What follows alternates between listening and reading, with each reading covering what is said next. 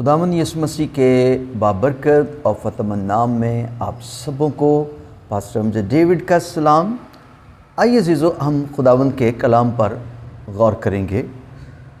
مقدس متی رسول کی معرفت لکھی گئی انجیل اور اس کا 27 باب اور اس کی آیت پڑھیں گے 50 آیت۔ یسوع نے پھر بڑی آواز سے چلا کر جان دے دی، مقدس کا پردہ اوپر سے نیچے تک پھٹ کر 2 ٹکڑے ہو گیا، زمین لرزی اور چٹانیں تڑک گئی اور قبریں کھل گئی، بہت سے جسم ان مقدسوں کے جو سو گئے تھے جی اٹھے۔ آئیے عزیزو، ہم خداوند کے کلام پر غور کریں گے۔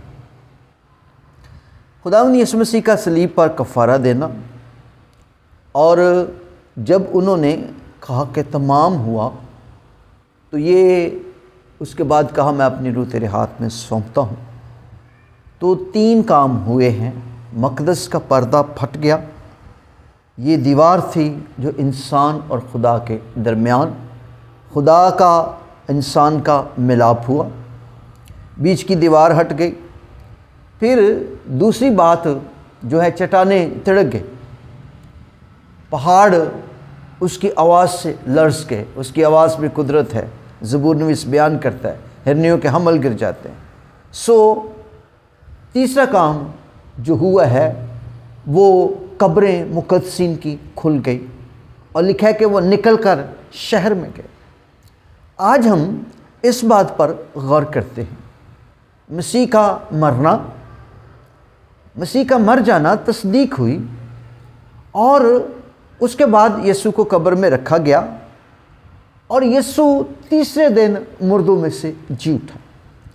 تیسرے دن اپنے کہنے کے مطابق یہ جو مردے ہیں یہ یسوع کے پہلے نہیں جی اٹھے، قبریں ضرور کھل گئیں، ان کے جسم بھی نظر آئے، وہ رہے قبروں کے اندر، لیکن قبروں سے باہر کب آئے؟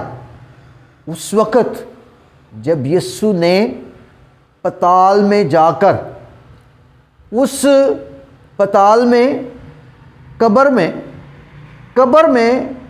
قبر کا موت کا سینہ چاک کر کے مردوں میں سے جی اٹھے۔ اور جب یسوع کی شہادت ملی، فرشتے نے قبر میں سے خبر دی کہ یسوع مردوں میں سے جی اٹھا ہے۔ تو آؤ دیکھو، اس کا کفن پڑا ہوا اور سوتی کپڑے کا رومال پڑا ہوا۔ یسوع کی قبر خالی بھی ہو گئی اور جلالی بھی ہو گئی۔ جب یسوع جی اٹھا تو یسوع جی اٹھنے والوں میں سے سب سے پہلا اٹھا ہے۔ پہلے یسوع جی اٹھا، پھر اس کے بعد مقدس لوگ جی اٹھے۔ تو جی اٹھنے کی قدرت کا تجربہ اگر آپ حاصل کرنا چاہتے ہیں تو آپ اپنے آپ کو پیش کریں۔ ہم کئی دفعہ موت کے قبضے کنٹرول میں چلے جاتے ہیں، حادثے ہماری زندگی میں ہو جاتے ہیں، وہاں پاک روح کی قدرت، جی اٹھنے کی قدرت کا ہمیں تجربہ دیتی ہے۔ God bless you. خداوند آپ سبوں کو برکت دے، آمین۔